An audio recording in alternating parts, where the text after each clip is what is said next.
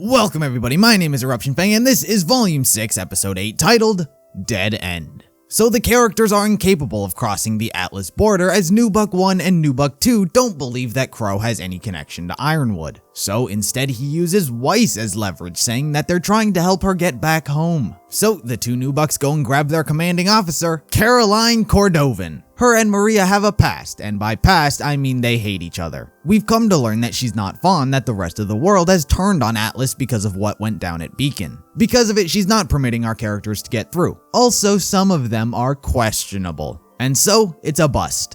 First, I want to talk about Caroline. It's hard to place my finger on not only her, but Atlas as well. As stated, Atlas is in a hard state because the public thinks that they had something to do with Beacon. Caroline really isn't fond of the scenario and really seems to be antagonizing others because of it. She feels as though they're not appreciated, which is technically true. But her attitude is so confusing. Without Newbuck 1 and Newbuck 2, her character would seem more on the side of a villain. She sounded almost ready to go to war with the rest of Remnant and confident that they'd win. I watched in utter confusion as to, is she friend, is she foe, can they get on her good side, or is she really like an obstacle and a threat? There's not much to currently say on her, but she's an enigma, honestly.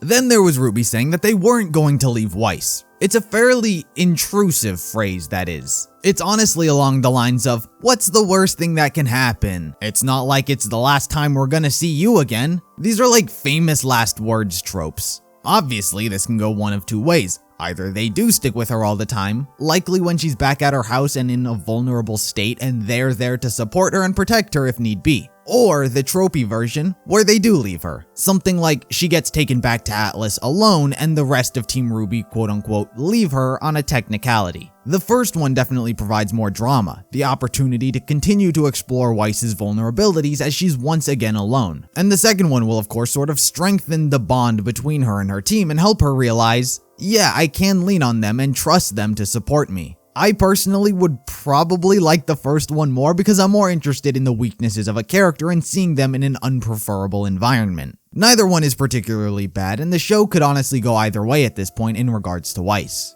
The other thing that I of course want to talk about is the racism. If you've watched any sort of criticism video of any volume, then you'd know the topic of Faunus racism is always brought up because the show has just never done it. And even in this current scene, it's not enough.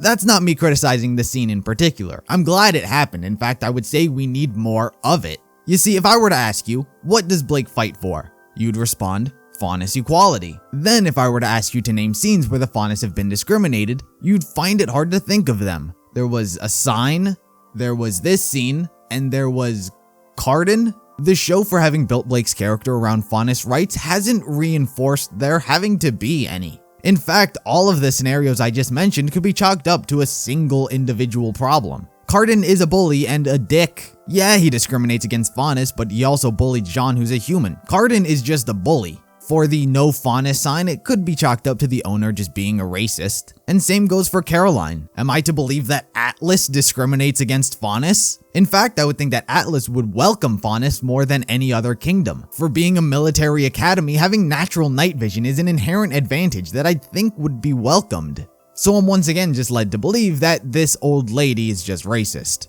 For the message that both Adam and Blake preach, you'd think that it's everywhere. But everywhere Blake goes, everyone seems fine with her. If 1 in every 100 people that Blake comes across is racist, is it really that big of a problem that an organization needed to be started? The way they speak about it, you'd expect that anytime Blake walked into a room, all eyes would be on her and she could feel everyone judging her. That and verbal as well as physical attacks? It's these things that you'd expect to be seeing anywhere Blake go. But instead it's such a small minority that it doesn't feel like they're oppressed. No one looks at her or judges her, they just walk by like she's a normal person. Like I said, this is not a this episode problem. This has been a thing since Volume 1. I commend this episode for seemingly beginning to explore this path more, but I can't really imagine where it would go. Like I said, it would be incredibly foolish for Atlas to turn the Faunus away as they have a tactical advantage to humans. In terms of Vacuo, while it's a rough and tough kingdom, as the world of Remnant stated, it doesn't matter who you are so long as you're tough enough to survive. So as long as you're strong, you're welcomed. Mistral perhaps could have provided an opportunity, but we're no longer there, and same goes for Vale. Just off the top of my head, it honestly seems like Vale is probably the most racist of all the kingdoms. I hope we see more of the fauna suppression, not just small individual cases, but more escalated extremes that justify Blake and Adam's message and actions. But you know what, not everything is doom and gloom, because they've got someone who always has the right answers and has never wronged them in any way. Oh no, he has wronged them.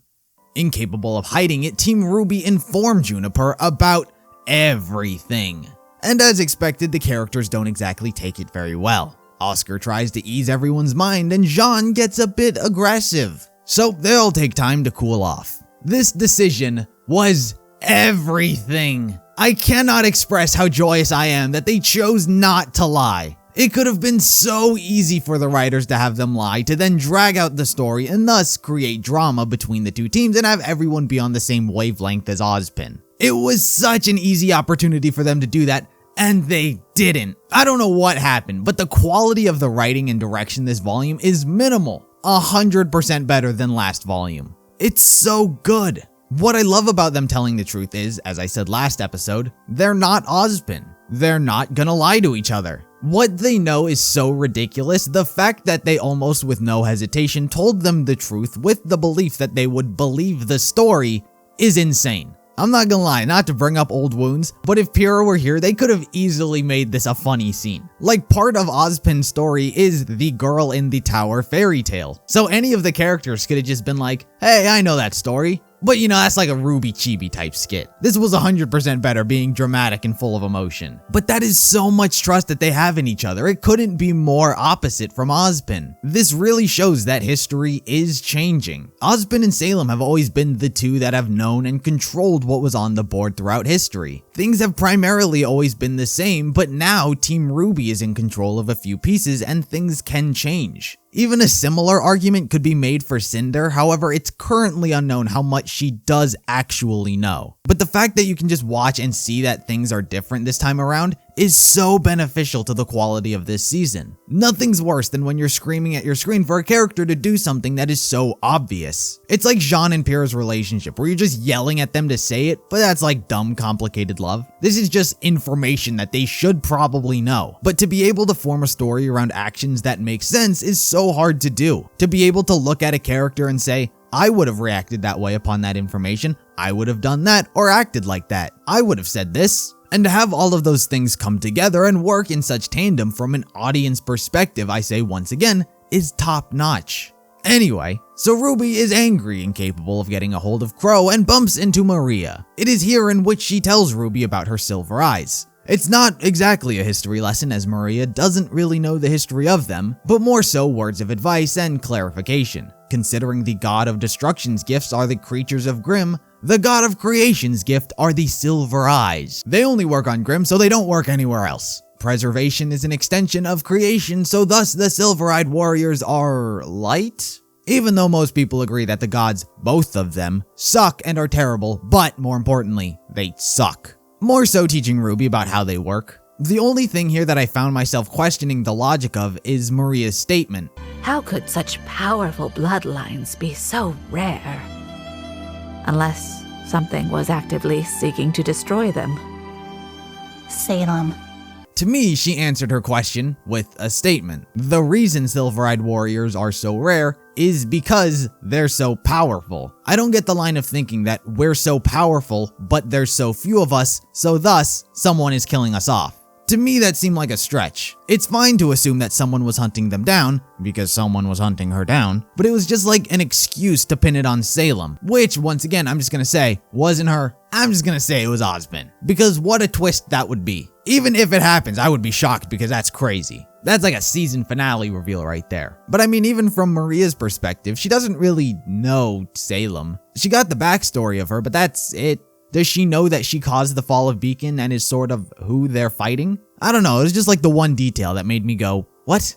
Something else I want to talk about are these silver-eyed powers, because so far all of them, all three, have been good guys. RWBY, her mom Maria, and technically her dad, so 4. But question comes into play, can a villain be a silver-eyed warrior? Because specifically Maria mentioned the word preservation, wanting life to continue on. And it's that statement that has begun to bring me around on the theory of Adam being a silver-eyed warrior. This theory has been around ever since Silver Eyes were introduced, but there was never any justification for why people would say this. There was no evidence, we knew nothing about it, and so it was a theory with no ground to base it off of. But now, the groundwork has been laid. When you think about Adam and his goal, despite how he's gone about it, it is, or at least was, a good cause. He was technically wanting to preserve Faunus and make sure that they don't die. Despite how he's gone about it, he meets all the requirements that Maria just laid out. And if you believe he's too evil and selfish to have them now, I wouldn't disagree, but as Blake and the show has hinted otherwise, Adam wasn't always like this.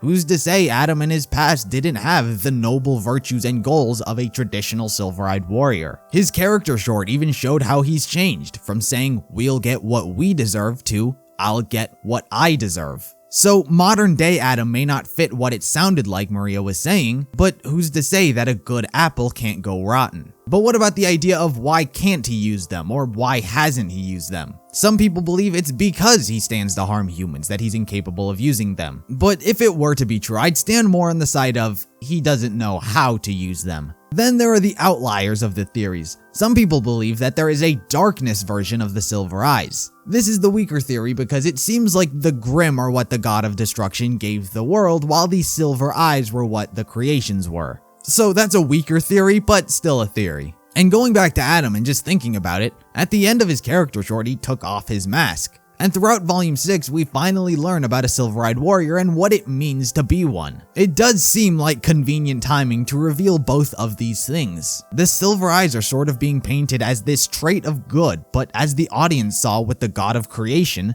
just because he's the god of creation doesn't mean he's good. He's just the counter to his brother. It's not good and bad the gods are, it's creation and destruction. Creation, as we saw, can be used for bad, so the silver eyes are not an inherently good thing. And I guess a last compliment that I just want to tack on to the end of this video is RWBY. She's finally acting like a main character. Or should I say she's been this whole volume. Much like with the Faunus racism, this volume has begun course-correcting mistakes it failed to do in the past. Case in point, RWBY. Aside from maybe the first half of Season 1, she's never really been a lead character. She's often been in the background of other characters' development and dropped in every now and then to give some sort of motivational speech, but it never really went anywhere. So this volume has heard the audience and fixed it. Just because she's the main character doesn't mean she has to be the focal point of every shot, but what they've done is have her act like a leader. She's no longer letting things just happen and resolving themselves. Now she steps in to check someone back into place. She's taking charge of situations. She's no longer a leader who just stands back and watches. She's leading. Like I said, the volume as a whole has so far been doing this, but I may as well have just tacked it onto this episode as well because she did show leadership here. For being a 13-minute episode, it felt like it did a lot, when in reality, it didn't really do anything. It's not like the characters are any closer to Atlas. In fact, I would say they're even further back. Crow's not answering his scroll, Oscar's disappeared, and seeds of doubt have been planted into Juniper. But despite them having moved backwards, this episode felt like it took a huge step forward. From the racism to RWBY acting like a leader and the friends trusting one another with information, the show's entertainment isn't found in a destination and the basic plot playing out. It's found in the more subtle scenes that take place in between. This episode is really good and one of my favorites because of the smaller things that the show's doing now.